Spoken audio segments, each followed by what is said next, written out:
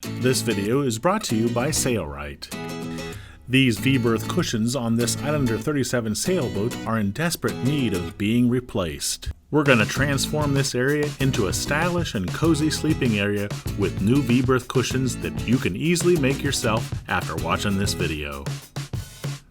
Watch this video to learn how to do it yourself, then order the supplies you need from Sailrite to make your own irregular shaped cushion covers. To start our project, we need to do some patterning, and to do the patterning, we need to remove the old cushions completely from the V-berth area. To make our pattern, we're going to use the Durascrim pattern material, cut it oversize, and lay it over the area to be patterned. In order for the pattern material to lay flat, we need to cut out the keystone or the filler cushion. And so we're going to cut that out and create slits at the corners so the pattern material will lay flat on our surface below. So these slits are cut approximately 1.5 inches at each one of the corners at the top of the keystone. The pattern material in the center will be discarded for that keystone. Now we're going to use painter's tape. This is a 2-inch painter's tape, and we're going to secure the pattern material around the entire perimeter so it doesn't move. So Angela is now on top of the pattern material. She'll start here at the head of the keystone. Make sure the pattern material sits flat on the surface below. We want this to be an exact pattern of the opening that the cushions will rest in. Anywhere there's excess shape, cut slits so the pattern material lays flat on the table below. There's obviously enough pattern material that we can tape approximately 2 to 5 inches above the surface that will be used. That's always a wise idea.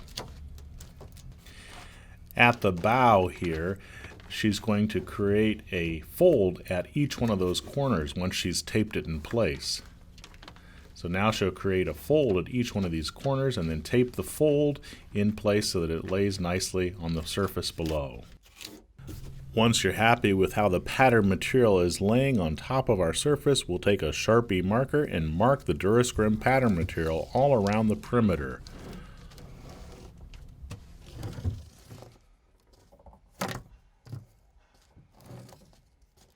We'll go ahead and mark for any obstacles like this trim board and this corner here. Though in some applications we will ignore those obstacles because the foam will compress nicely as long as those shapes are fairly small. But for now, we'll mark everything correctly on the Durascrim pattern material. Then when we go to pattern the actual fabric and the foam, we'll decide whether or not we'll take those small inconsistencies into account or not. Almost all V-berth cushions have shape on the starboard and port side. So here we're going to take a square and we're going to determine at the location of the thickness of the foam, ours is 4-inch, how much of a distance there is between the hull and the actual pattern material edge. And then we'll mark the pattern material at approximately every foot or 1.5 feet what that measurement is. So here it's 3/4 inch. So here we moved up another foot, 1.5 feet approximately, measure it at 4 inches up, and again it's 3/4 inch. We need to cut the foam so that it has the appropriate angle to match the hull. You'll need to take those measurements on both the port side and the starboard side because boats are often not uniform.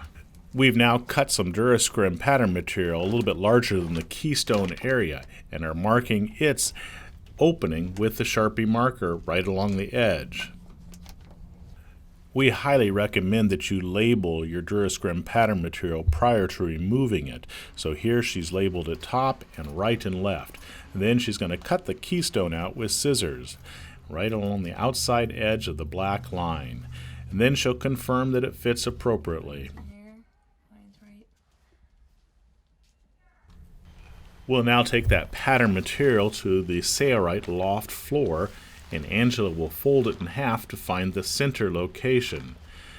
Remember, boats are not uniform, so they will not line up perfectly. You just want to line it up to as best as possible to try to find the center, because we're going to create a port side and a starboard side V-berth cushion.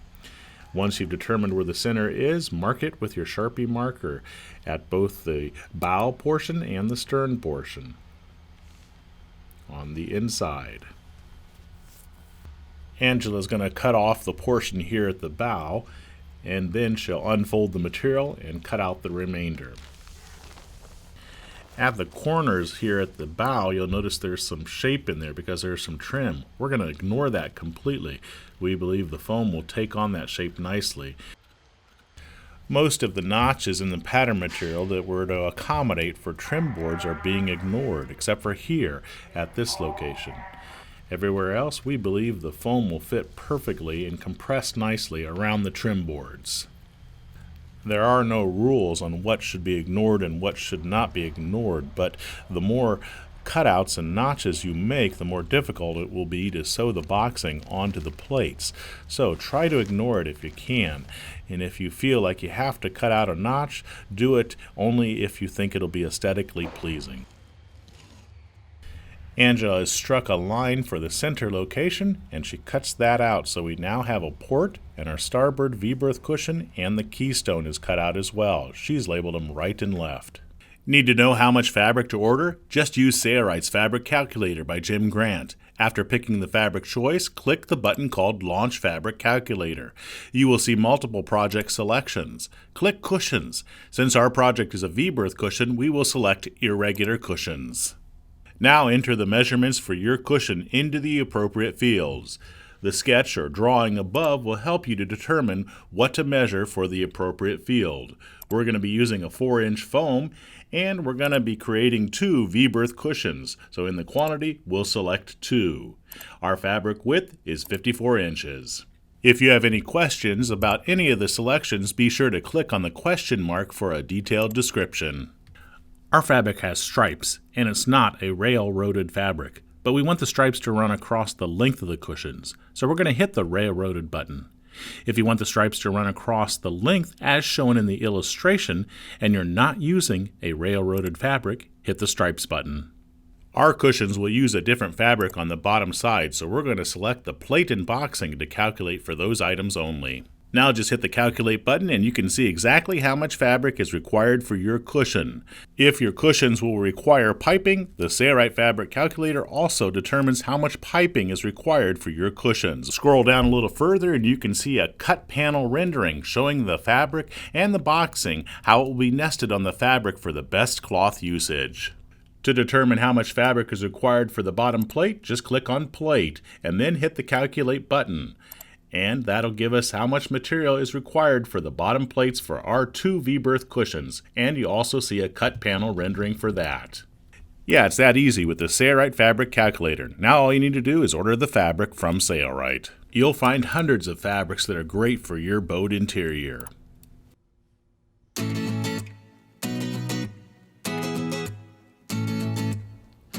So you might be interested in knowing what type of foam we recommend for boat interior cushions. In this particular case, we are working on a V-berth that requires a replacement of the foam because the old standard polyurethane foam has become soft after years of use. So before we replace the foam, we should talk about the different varieties of foam that can be used. Of course, we could go back to a standard polyurethane foam. This is the foam that you might find if you go to your local fabric store and they happen to carry some foam. Typically, they don't carry sheets that are large enough to do projects like this, but it's the same type of foam, standard polyurethane. The next type of foam would be to get a polyurethane foam, the standard stuff, but one that has a biocide treatment to it. Basically, they just treat the surface of the foam in order to help prevent the growth of mold and mildew. And then finally, the best type of foam to use would be a dry-fast foam. This is a foam where the cell walls are blown out of the foam and it makes it so that the foam will not hold water. It's often called reticulated foam or dry-fast foam from Sailrite. All of these products are available in sheets from Sailrite, and it is easy to build a larger assembly from the sheets and to make use of any waste foam that might be cut away, because you can simply glue pieces together using any type of solvent-based contact cement, and indeed even some of the spray contact cements work from 3M in order to book and bond pieces of foam together to make larger sheets. Cutting foam is very simple, as you'll see throughout this video. So We've talked about the three types of foam that we recommend, which is best and why. In general terms, polyurethane foam, the standard stuff, you can think of it like a sponge. If it gets wet, it's going to hold the moisture and the water, which we all know on board a boat, that can cause mold, mildew, and a whole host of other problems that you just don't want. So if you're going to use a polyurethane foam, be prepared to do so in an environment where moisture is not a big deal. In other words, if you've got wet swimsuits coming in, kids playing on the beds and they're going to be wet, stay away from polyurethane foam. If you think that if budget is a big concern, then polyurethane foam is definitely the least expensive, but I would suggest that you skip the run-of-the-mill stuff and at least get the stuff with the biocide treatment, which we call reflex foam, because the biocide treatment will help to hold some of those nasty critters at bay that you don't want inside your cushions. But by far, the best foam to consider is dry fast foam because it won't hold water. And it's more than the fact that it won't hold water. It is also the fact that because those cell walls aren't there to trap the water in the foam, it also dries out very quickly and it breathes. And the breathability of the foam is probably the most important factor. If you've ever been on a boat and you've slept on a cushion where you feel, and it's hot, and you feel like you're sweating against the foam, that's because the foam is not breathing. If you put a breathing foam in place, it is a far more comfortable cushion, not only to sit on, but certainly to lay upon. And that's just a general rundown of the three different types of foam. In our project, in this video, we're going to be using the dry fast foam because we appreciate the benefits that I've just mentioned. We'll now use our pattern material to cut the foam to size. We've laid the pattern material on top of the foam to utilize the best foam usage. And we're going to have to glue a section of foam onto this to achieve the length that we need. We're going to use a 3M Super Trim adhesive, or you could use a 3M General Trim adhesive. Both spray adhesives are available from Sailrite. Be sure to spray both surfaces that will be adhered together, and spray enough glue that you coat every spot of the foam. We've laid a piece of plastic underneath the foam to prevent the overspray from getting on the tabletop below. Be sure to follow the instructions on the adhesive that you're using. We've let the adhesive sit for approximately 3 minutes. Now we can push the two pieces of foam together. It's a good idea to apply a constant pressure to the two pieces of foam that are being glued together. So sometimes I butt the foam up against a wall and then use a heavy object on the second piece until it dries thoroughly, usually several hours or overnight.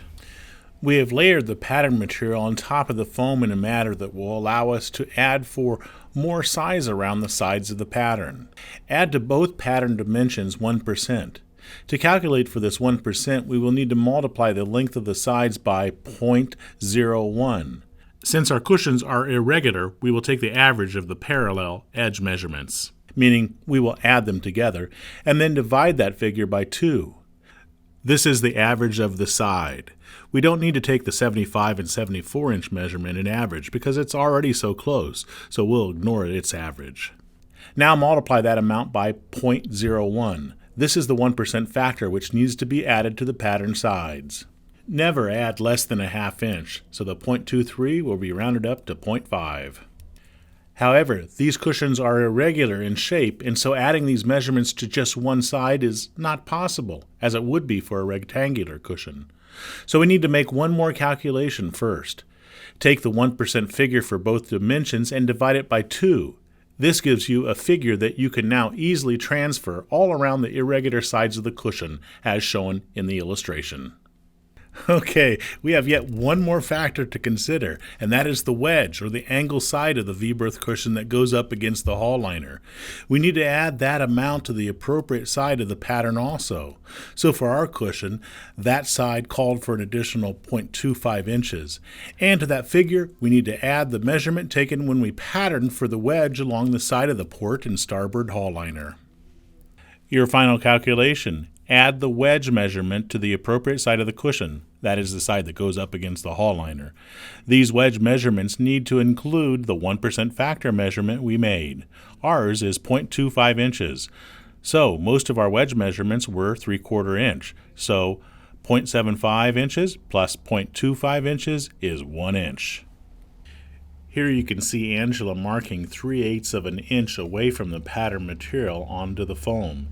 Then she strikes a line on the 4-inch dry fast foam, and this will be our cut line where we want to cut the foam. It's important to make the foam larger than the actual cover because it will be compressed by the cover. We will continue to mark around the pattern onto the foam using the figures from the earlier calculations. Here, Angela is adding the amount for the wedge and the 1% factor because this is a side that goes up against the hull liner and it does have an angled edge. After you mark around the entire perimeter of both the port and starboard V-berth cushions, we can then concentrate on cutting out our foam. Angela has now completed marking around the entire perimeter of both the starboard and port side V-berth cushions with the Sharpie marker on the foam. It's important to label them either starboard or port, or in this situation, right or left. This one is upside down, so she's placed a line above the R. This one is right side up. That was done so that we could nest them more efficiently. Sailrite sells a few different types of foam cutters. Here we're using the AccuCutter 350, and it's a great foam cutter because it has a base that keeps the blade perfectly at a 90-degree angle to the tabletop surface. We're also going to show you how you can use an electric kitchen knife, and so that's going to be coming up soon. So just cut around the entire perimeter, cutting out both the port and starboard side foam pieces. It's important to know which is the top side and which is the bottom side of the foam. When we first patterned, we were working with what would be the maximum size of the foam. In other words, the top side of the cushion, which accommodates for the larger angled edge along the wall or hull of the boat. So now we need to cut the foam smaller for the bottom side of the foam. So we will lay the pattern material over the foam, positioning it where it was when we added the 1% factor to the edges. Once it's positioned, we will draw a new line along the edge of the foam that needs the wedge cut into it. This line should be struck down along the side of the pattern material, equaling the distance we calculated for in the 1% factor, shown here in the red circle. This new line is where we'll cut the wedge with an electric kitchen knife. When marking this line to cut the wedge into the foam, be sure that you're marking on the bottom side of the foam. Now we'll take this and we will place it on the edge of a table where we can use a kitchen knife and don't have to fear about damaging the table. So the foam is lined up perfectly with the edge of the table. We're going to use this kitchen knife and keep the blade up against the table edge and also positioned directly over the center of that line we struck on the angled edge. Following this technique creates a beautiful wedge cushion that'll fit nicely in your V-berth. Our foam is rather large, so it's not moving around. If it were smaller, you may want a second person to help hold the foam in place or put a heavy object on top of it. Here we're coming to the junction where we glued the two pieces together. And here it is finished with the wedge complete. Using an electric kitchen knife for a wedge is great, and you can also use an electric kitchen knife to cut the 90-degree straight edges. This is a small sample piece, and here we're cutting a straight edge using the electric kitchen knife. Works great. In this chapter, we're going to make the top plate and also the boxing. This illustration of the anatomy of a cushion may help you understand the phrases we're going to be discussing. Now it's time to make the plates. So we're going to use this striped fabric. Because we're using a striped fabric, we've already made one cushion.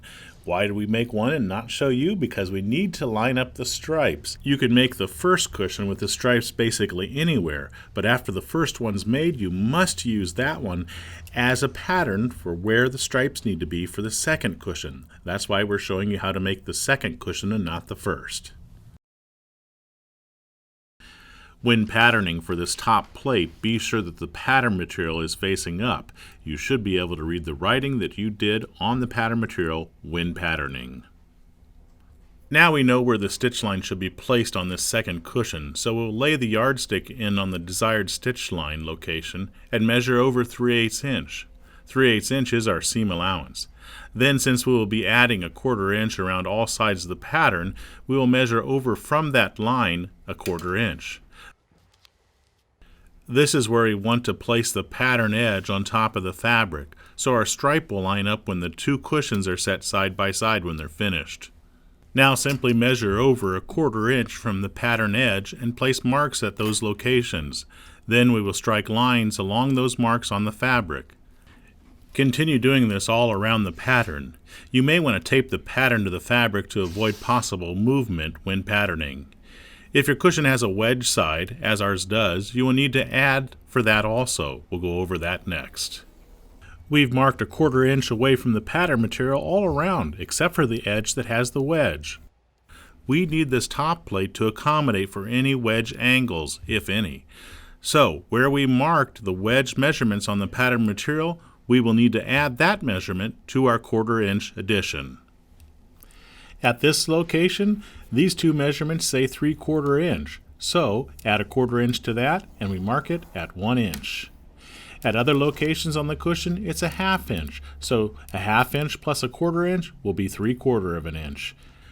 Once she is done marking the correct distance for the wedge or angled side, she will match up the marks with a yardstick and strike a line. If your fabric is synthetic like this umbrella furniture fabric or upholstery fabric, we highly recommend cutting out the fabric with a hot knife. Here we're using the Sailrite Edge hot knife and cutting on top of a yardstick, which is metal, to prevent damage to the tabletop underneath. This hot knife will seal the edge so that it does not unravel on us when we take it to the sewing machine and sew. If you don't have a professional hot knife, you could use a wood burning tool or a soldering gun. Now that our top plate is done, we're going to use it to make our boxing, and we're going to make the boxing the correct length and sew it all together, then sew it to our top plate. So here we're using the top plate and we've turned it so that the outside surfaces are facing each other and the scrap fabric is underneath. So we're going to create boxing for this edge using that scrap fabric. Since our fabric has stripes, we're going to place this ruler on top of the fabric to imitate the 3/8 inch stitch that would be sewn 3/8 inch from the edge of the fabric, and then we're going to unfold the fabric so we can try to determine what would look best with our stripes to see if our stripes will line up. And they do pretty much here. It's difficult to line up stripes completely, especially on an angle like this, but Angela's going to take an attempt and try to do that. So here she's determined where the fabric should sit, and here there's going to be seam allowance. So she's going to mark the fabric 3/8 inch from the actual edge or corner of the fabric. Showing a sketch of the top plate, we'll make boxing that is the same length as each side, except for the boxing that will join at an inside corner. At the inside corners, we will add the seam allowance, 3/8 in our situation, to the ends, which will be sewn together at those inside corners. All the other sides of the boxings, those with outside corners, will be the exact same length as the edge will be sewn onto. There is a slight exception for the zipper plaque boxing. We'll discuss that later. And then she's going to carefully guide the material so that it's resting flat and not stretched or not shrunk, and she's going to mark the fabric at this edge. This is an outside corner, so we'll mark it the exact same length as the top plate, so right on the edge of that fabric. That's the length of the boxing for this portion of the V-Berth cushion. To determine the width of the boxing, take the thickness of the foam, in our situation it's 4 inches, and add 3/8 inch to that. So the width of our boxing is 4 3/8 inch. She's marking that along the width of this boxing, and then she'll strike a line to indicate where she needs to cut for this boxing. She's going to use a square to determine the end here and position it so the line is perpendicular to the edge of the boxing. Then again, after we have it all marked, we're going to use a hot knife to cut out the fabric to keep it from unraveling. Some of you may be thinking, well, the boxing is actually going to be smaller than the width of the foam, and that's exactly correct. We're going to be taking up 3/8 inch in seam allowance, and obviously the top side and the bottom side, which will make the boxing width smaller. But because the cover is made smaller than the actual foam, the fabric will not wrinkle as much when it's used. Now she's determining where the stripe should rest for this boxing. Once she's made that determination, she'll cut the boxing the exact same way that we cut the others. Inside corners have to have 3/8 inch added wherever those inside corners are. Outside corners have none added to the length. The width of this boxing is exactly as we discussed earlier, the width of the foam plus 3/8 inch. Here she's cutting it out with a hot knife, and here's how it lays onto our top plate. So the stripes line up and there's 3/8 inch extra fabric at the inside corner. We'll continue to do this all around the perimeter of the cushion making boxing in the exact same manner, except for the boxing for the zipper plaque, which will be placed on the angled or wedged portion of the cushion. We'll show you how to do the boxing for the zipper plaque coming up in the next chapter. Here this boxing is complete, and here's what it would look like after the 3/8 inch seam allowance is sewn in to line up the stripes. And here's the boxing at the extreme bow of the V-Berth cushion. Now we can move ahead to the zipper plaque boxing. The boxing for the zipper plaque has to be wider, and it also has to be longer than the normal boxing for the cushion. First, measure the length of the side where the zipper plaque will be installed.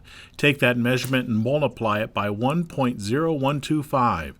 This extra length is for possible shrinkage that usually happens as assemblies are sewn together. Since a zipper has to be installed in this boxing, it will need to be sewn about 3 times, and this may cause some shrinkage in length. This 1.25% factor should allow for the shrinkage normally experienced. You can always go longer, just to be safe, as this boxing can be cut shorter in a later step. Now that we know the length of the zipper plaque, we need to determine the width, and to do that we need to measure the width of the zipper. Here our zipper measures 1¼ inches, the zipper we're using. For angled edges on your foam, you must take note of the angle in determining the thickness of your foam. Here you can see 4½ inches for the angled edge, but here on the side you'll notice that this is actually only a 4-inch thick piece of foam. So on deep wedges or angles, that will result in an altered foam thickness, which needs to be taken into consideration for your boxing for that particular edge. Wedge angles that change greatly from one end of the cushion to the other could result in boxing width variations along the boxing length. In this video, our wedge is so consistent from end to end and so slight that it has no impact on the measurement for the boxing width. So the appropriate calculation for the width of the zipper plaque boxing is thickness of foam plus 3/8 inch plus the width of the zipper, and that equals the width of your boxing for the zipper plaque. After cutting it out with a hot knife to the appropriate width and length for our particular V-berth, we're ready to make the zipper plaque. The length that you cut your zipper is totally up to you. You want it big enough to insert the foam. There's no reason to go the entire length of the wedge side of the cushion, so we're going to cut it short by about 1 foot or so from each end. Now let's make the zipper plaque. We're going to take our boxing that we cut for the zipper plaque. We're going to fold it in half so the outside surfaces are facing each other, if your fabric has an outside surface. Then we're going to take the width of the zipper and divide that by 2, and we'll place a mark that distance away from the fold, and that's where we'll place a stitch, a tack stitch that will be ripped up in a future step. We'll utilize the 5½ inch deluxe magnetic guide to help guide our stitch and keep it the exact distance from the folded edge of the fabric. And we'll sew a straight stitch, the longest stitch length possible that your machine will sew down the entire length of the zipper plaque boxing. Do not reverse at the beginning or reverse at the end, because this tack stitch will be ripped up in a future step as discussed earlier. Once that's done, we'll take scissors and cut along the folded edge as carefully as possible, all the way down the length of the zipper plaque boxing. Once that's done, we'll splay that open, and that's where we'll install the zipper. But before we install the zipper, we need to center the zipper because we made the zipper shorter than the boxing itself. So Angela's determining where the zipper should start and end. Then she'll take it over to the sewing machine, splay it open again, and start sewing from one end. As though the zipper were installed here at the end, it is not, but it'll soon appear about 1 foot later. So she's positioned her stitch right where it should be if the zipper were being sewn in place at that location. So watch here. When she approaches the mark where she'll start her zipper, she does not have to deviate where the stitches were placed. She's placed her zipper right where it should be so that the presser foot walks right alongside the teeth. And it is important to be sure that if you're using a coil zipper that the teeth are facing down. A Vislon zipper can be used either top side or bottom side, doesn't matter. A coil zipper has a top side and a wrong side. And notice the top side is facing down, or the teeth are facing down. Notice that she ensures that the zipper teeth are centered along that first tack stitch that we made. Straight stitch is always a good idea to sew for a zipper plaque. Make it about a 6mm stitch length, and be sure to sew a reverse stitch at the beginning and also here at the end to lock the zipper in place, and continue sewing all the way to the end of the zipper plaque. And do some reversing there as well. Now we've turned the entire assembly around so that the zipper is still on the right side of the presser foot, and we sew down that side as well. The first time we had to be careful to center the zipper. This time the zipper is being held in place so we can go rather quickly. Once you're done, a common mistake is to forget to install the slider, so we need to do that next. We're going to take the teeth and separate them slightly here at the end, and then install our slider so that the puller is facing down towards the outside surface of the zipper plaque. We'll start the fat end of the slider so that both sides of the zipper are even, and push it onto the teeth. This may take a little bit of practice. It is not uncommon, even for professionals, to forget to install the slider, and then you may have to rip out a stitch and install the slider and re-stitch it, so do it now. We'll use some scrap fabric, cut it to approximately 2 inches in width, and cut it at least a foot long. And we're going to use it on the underside of the zipper plaque to reinforce that area that does not have a zipper. So we'll sew right on top of those stitches we sewed earlier, all the way to where the zipper starts, and fold the material over. That'll be where we create a stop for the zipper slider. Try to go as slow as possible to keep the stitches directly on top of the previous stitches. Do that on both sides. Once we get to where the zipper starts, we want to do some reversing. Leave our needle buried to the thickest part of the shaft, lift our presser foot, roll the fabric around, and Anja is going to put the machine in reverse and sew over the teeth slowly so that we do not deflect. We are sewing over the end of the zipper, and we are sewing through the zipper teeth themselves so the slider will not come off the end. And now this reinforces the part of the plaque that has no zipper. You'll want to do that on both sides. Then, starting where we did the reversing to lock the teeth, we want to take a seam ripper and rip those tack stitches out, all the way to the 1 foot location on both sides. And that gives us a beautiful zipper plaque for our cushion. V-Berth cushions are not reversible, so why not use a less expensive fabric on the back side? We're going to use cushion underlining fabric from Sailrite. It's a vinyl fabric with small holes that allow the air to escape when the cushions are sat on, and also gives great breathability to your cushions. We've placed the pattern material on top of this bottom plate material, or cushion underlining material, and are now marking a 1/4 inch away from the edge of the pattern material. Then we'll strike lines. So our bottom plate is a 1/4 inch bigger than the pattern itself, and do not include for the wedge measurement here. Now we have a top plate, a bottom plate, and also the boxing. We're ready to sew the assembly together. Before we do anything else, we need to confirm that the zipper plaque length is the same length as the top plate. If it's not, you should cut it to size. Now, before we can join the boxing together, we have to make this a little bit more complicated, and that is for the wedge, or the angled side. We need to pay attention to what pieces of boxing will go on the wedge side of the cushion. Here's our pattern with a 1/2 inch towards this end of the pattern and 3/4 inch towards the bow. So the boxing that joins the angle edge is affected. In this illustration, it's those pieces in blue. The end of those boxing sections that will join with the wedge boxing needs to be cut to match the angle of the foam.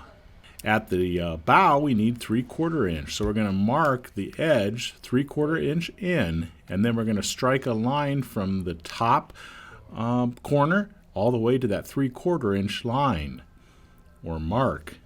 And we draw a line and cut that portion of the boxing off. This way it'll fit the cushion more precisely. We will not cut this angle into the zipper plaque boxing, that is the boxing that's actually on the wedge, only to the boxing that joins up with it. So here at this end and also at the other end where we need a 1/2 inch on our cushion, we're not going to show that.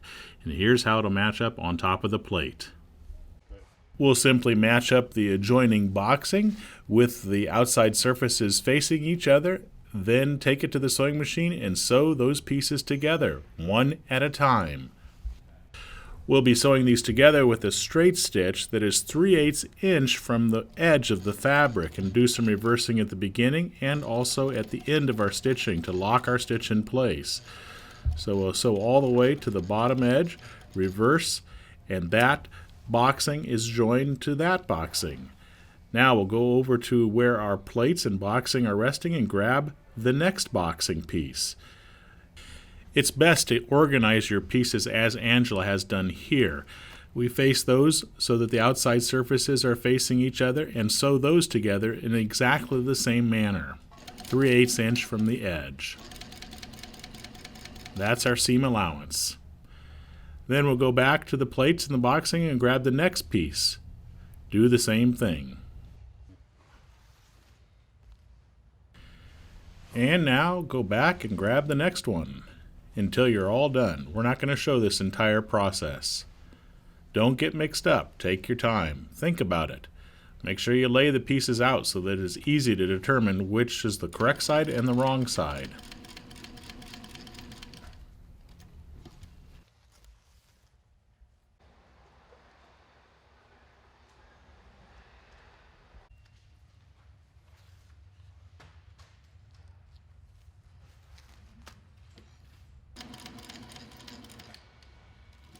Alright, all the boxing's been joined. Now we just need to join it together to form a complete circle. So here are the two ends that are left to be sewn together. Outside surfaces are facing each other. Sew them in the same manner. If everything is done correctly, you should have a complete circle of boxing, ready for the top plate to be sewn to it. Now find the top plate and make sure the outside surface is facing up. And take your boxing that you've joined together and match it up so that it's on the correct side of the top plate. Or correct edge of the top plate, I should say. If everything's done correctly, each one of the sewn corners should match up with the corner of the top plate underneath. Be sure to take out any kind of twists in the boxing. You want the boxing to go on easily, and laying it out in advance makes it easier for sewing. Since our cushion has a wedge, we cut the ends of the boxing, that includes for this wedge, with a slight angle. So we need to make sure the longer edge of the boxing is down against the top plate. We will start to join the boxing onto the top plate by starting at one of the corners. We'll not start directly on top of the corner, but about 3 to 4 inches away from a corner. Doesn't matter which. You need to line up the raw edges of the fabric and sew a stitch 3/8 inch away from the edge of the fabric. You could use a magnetic guide here, which will help aid in feeding the fabric in straight and keeping your stitch the same 3/8 inches all along the perimeter. We're not going to install the magnetic guide here because oftentimes the magnetic guide gets in the way of the video camera. Since our fabric is striped and we made this boxing to match the stripes in our top plate, all we have to do is line up the stripes. If your cushion didn't have stripes, you need to be sure that the corners are matched up perfectly before you sew.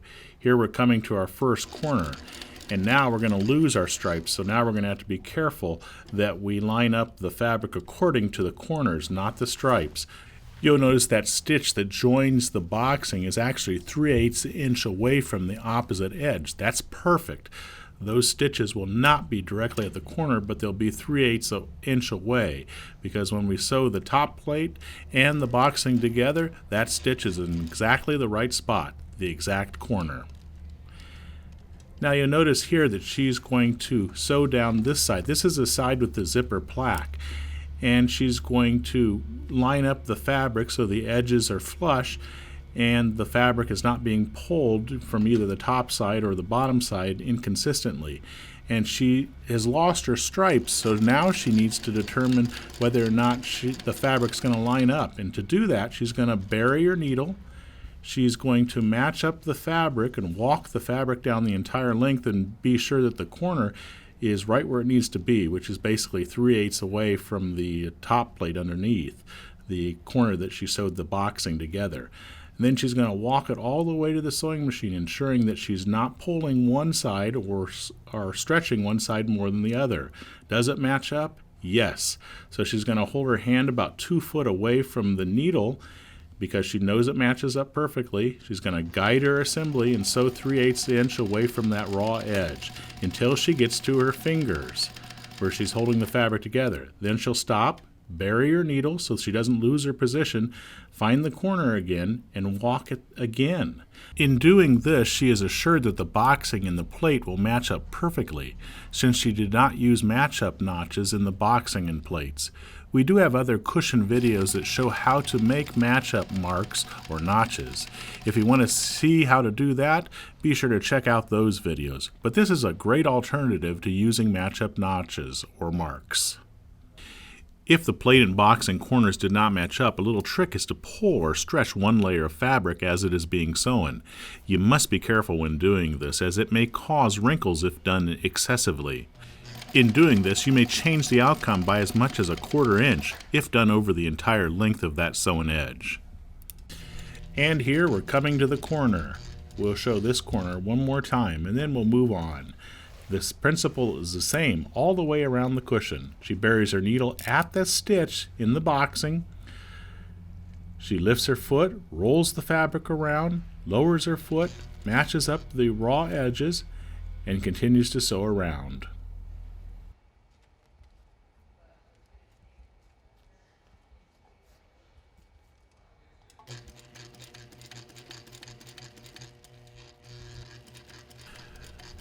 When we get to this side that has no stripes, she's going to confirm that the far corners are going to match up. If they didn't, she could pull or stretch one fabric as she's sewing it down the entire length to make slight modifications.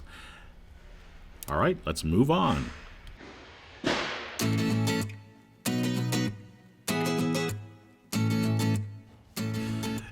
Now we'll take our top plate that has the boxing sewing onto it, and we'll take it and put it on top of the bottom plate, which is cushion underlining material in our situation. We'll make sure that everything matches up nicely, and we'll just start on one of the corners. We've decided to start at this side, and we'll make sure it matches up nicely, and it does.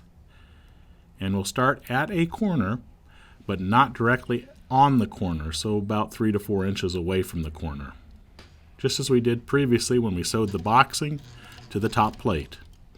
And we'll sew 3/8 inch away from the raw edge of the fabric, being sure that the edges of the fabric are lined up perfectly. Here Angela works from the corner, making sure that she's not pulling one fabric more than the other, just as we did when we sewed the boxing to the top plate. We'll sew all around the perimeter in this manner. Here she's coming to a corner. She has her needle buried, and she's going to find the opposite corner, make sure that it's lined up. If you notice that the boxing looks a little bit longer than the bottom plate or the cushion underlining material. It is amazing what you can do if you know that in advance. So she's actually going to try to push some of the boxing or the decorative fabric in a little bit faster, or pull the cushion underlining material underneath as she sews. You can sometimes stretch or shrink a fabric if you know that in advance. So even though the boxing is a teeny bit longer than our bottom plate, you can make adjustments while you're sewing. So Angela is trying to feed the boxing in a little bit faster, and she's pulling a little bit more on the underneath fabric, the cushion underlining material, because it is not exactly the same length. If it's aggressively off, there's not much you can do besides recut the fabric. But in this situation, it's probably only a 1/4 inch or less off. So she's making adjustments as she sews down the length of that side. Here she's coming to an inside corner. She'll bury her needle right in the stitch that joins the boxing pieces together. She'll roll the fabric around with the needle buried and sew down the other side, matching up the edges. We've skipped ahead quite a bit here, and here's where we started sewing at this corner. And we're finally sewing on the zipper plaque to the bottom plate.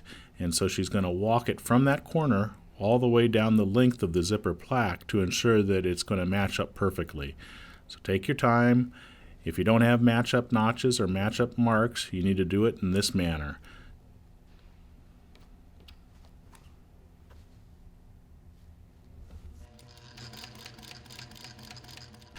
We're going to skip ahead here to that corner, and we're going to finish up the last stitch here.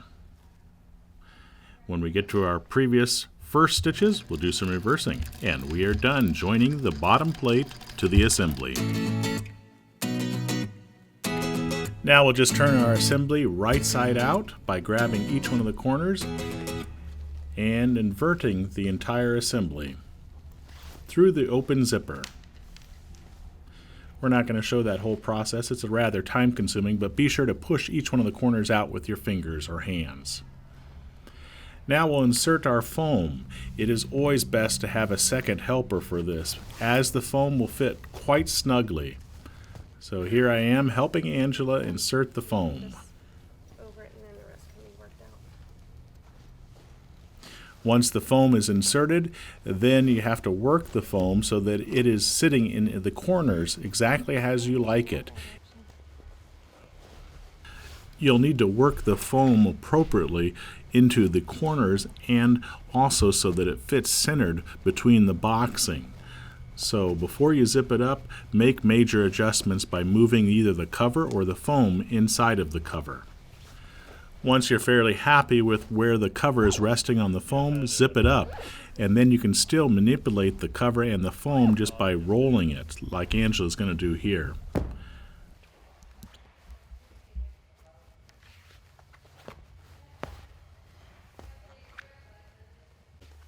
This side of the V-berth is now complete. You'll need to make a second one as you did this first one, being sure that if you have stripes, you line them up carefully. We'll be showing the materials list next, but we also want you to know that to make the filler cushion or the keystone cushion, there's a separate video. The principles for the filler cushion are the same, but if you'd like to see us do it, watch that video. Here's the materials list and tools that were used to build this V-berth cushion. We used a Sunbrella upholstery fabric, but you'll find many marine boat interior fabrics on the Sailrite website, so be sure to check those out. If you have any question about the fabric or foam that you want to use for your next V-berth project, give us a call at Sailrite. We're more than happy to help. When it comes time to build your cushions, you may want to study this irregular cushion making checklist. This is a 12-step process that will help guide you in each one of the steps that are required for making an irregular cushion. For more free videos like this, be sure to check out the Sailrite website or subscribe to the Sailrite YouTube channel today. I'm Eric Grant, and from all of us here at Sailrite, thanks for watching this video. It's your loyal patronage to Sailrite that makes these free videos possible. Thanks for your loyal support.